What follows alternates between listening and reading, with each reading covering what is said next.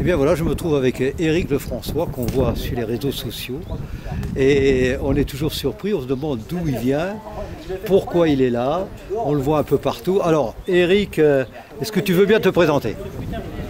Oui, je crois qu'il va être utile que je me présente un petit peu. Alors je ne suis pas marcheur, ça je pense que beaucoup de gens l'avaient deviné. Je suis arrivé dans la marche un petit peu par hasard, en rencontrant Anne-Marie Mesnoudi. Et quoi dire sur ma personne? Écoutez, j'ai une fonction commerciale, je suis directeur commercial dans le domaine de l'électricité, passionné de sport bien sûr, essentiellement le vélo. Et j'ai retrouvé effectivement dans la marche des similitudes par rapport au vélo et je dois dire que ce sport me passionne énormément. Alors justement, puisqu'on parle de vélo, j'aimerais bien savoir un petit peu pourquoi le vélo. Ah, le vélo, ça remonte à mon enfance. Mon père a fait du vélo en compétition. Moi-même, j'ai fait de la compétition à partir de la catégorie minime. Et ensuite, j'ai arrêté tout simplement pour les études. Il fallait faire un choix, soit s'entraîner plusieurs fois par semaine ou bien étudier. Et le choix a été fait par raison, on va dire. Voilà. Alors on est en Normandie. On est en Normandie justement. Alors donc les petites compétitions qui ont été faites en tant que minime et cadet, ça se passait dans l'Eure, ça se passait où en Normandie? Ça se passait au bout du monde, ça se passait où? On a la chance en Normandie d'avoir, on va dire, beaucoup d'événements sportifs, que ce soit au niveau de la marche, comme au niveau du vélo. J'ai envie de dire que moi je choisissais plutôt des courses où ça grimpait. Donc j'allais essentiellement dans les compétitions dans l'Orne.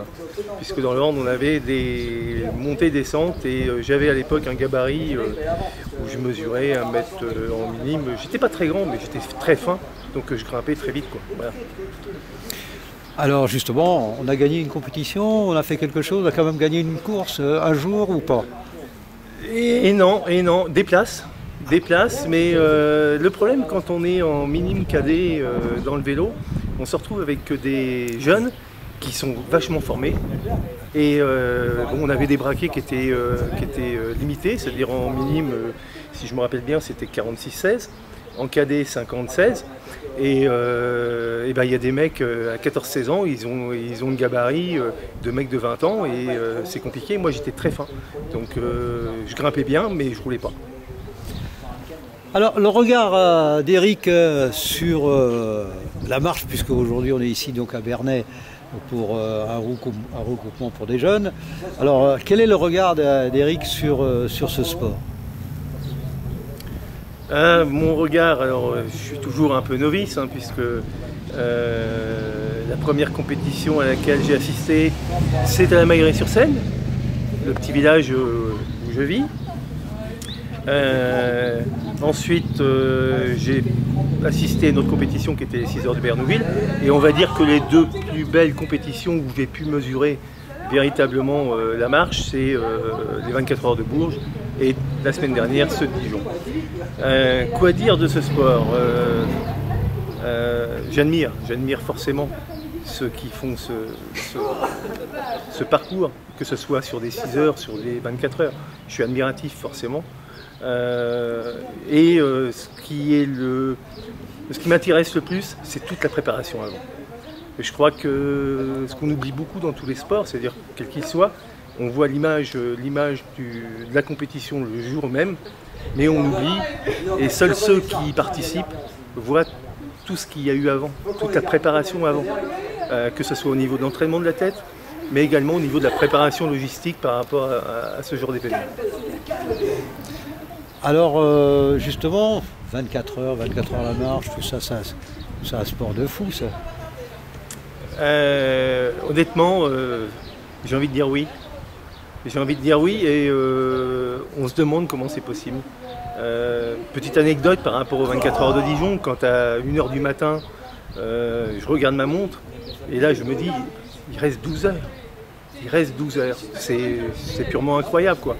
Et on a quand même eu la chance d'avoir un temps à peu près clément, mais je me rappelle à Bourges, c'était mon premier 24 heures et quand je les ai vus marcher toute la nuit sous la flotte, là on se dit, c'est inhumain, quoi, c'est inhumain. Et en même temps c'est beau, moi j'admire. Alors est-ce que tu penses que ça apporte quelque chose, ce genre de compétition à ceux qui la pratiquent? Ça les rend intelligents? Ça les rend... quel est le regard justement d'Éric qui vient de l'extérieur comme ça? Quelqu'un qui réalise en 24 heures. Je crois que déjà c'est à la fin, le sentiment qu'il doit avoir, c'est un sentiment de dire bon, j'arrête quoi, c'est fini quoi. Et puis je crois que très vite, d'abord la satisfaction d'être allé au bout. C'est à mon avis, c'est une force, enfin c'est un combat contre soi-même plus que vis-à-vis des autres. Ça, je m'en suis rendu compte au niveau d'un 24 heures. En fin de compte, on doit faire sa course tout seul. C'est un combat contre soi-même. Alors justement, 24 heures en marchant, ils se ravitaillent. Qu'est-ce qu'ils font? Ils boivent. Il y avait un lac, je crois. Disons, ils se baignent. Comment ça se passe? Ah, alors là, c'est un petit peu mon boulot puisque j'ai quand même fait le ravitailleur pour Anne-Marie pendant 24 heures. Alors, ah oui, ça picole beaucoup. Ça picole énormément. Pour Anne-Marie, c'est à peu près tous les quarts d'heure du liquide. D'autant plus que le parcours faisait 4 km, donc à un moment il faisait lourd, donc double ravitaillement, un parcours plus il est long et plus c'est compliqué au niveau ravitaillement. Et puis bien sûr du solide. Alors là, moi je suis un petit peu observateur puisque je découvre la marche, je regarde un petit peu tous les concurrents.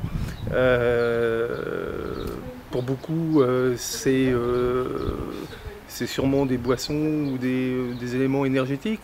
Et puis après, il y a ceux que je regarde avec un petit peu la vieille école, leurs petites gamelles, leurs petites cuillères. Et voilà, donc il faut manger énormément. Il faut alimenter le moteur, hein, sinon il tombe en panne. Alors, si je comprends bien, c'est un peu comme le vélo. Alors, il faut alimenter la machine régulièrement pour ne pas avoir le coup de barre. Oui, si en tant que passionné du Tour de France, on peut se rappeler des grandes défaillances avec des coureurs qui avaient des coups de fringale.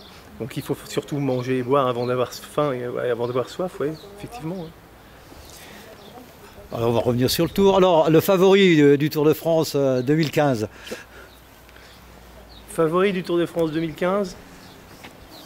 Alors les spécialistes annoncent Quintana.